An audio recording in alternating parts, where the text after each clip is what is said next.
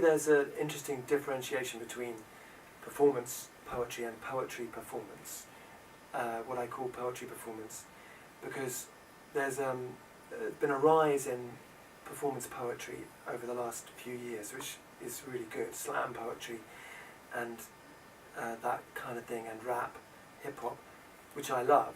And it tends to be a bit like stand-up, a bit personal and political.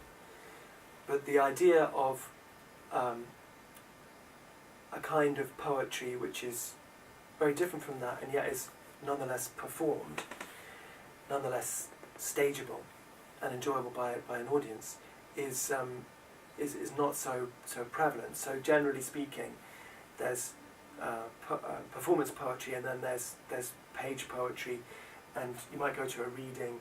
It might be quite low key, and some poets are better than others at performing it, and so on.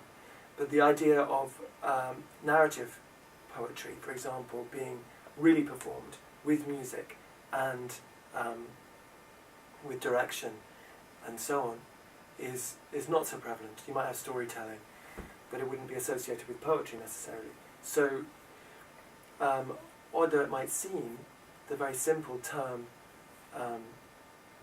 poetry performance does, for me, seem to sum up something which is not really known at the moment, but which people really, really love when they encounter it.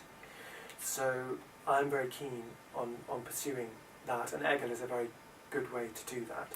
It's completely full-on theatre, but it is also totally a poem, and a poem about poetry, partly.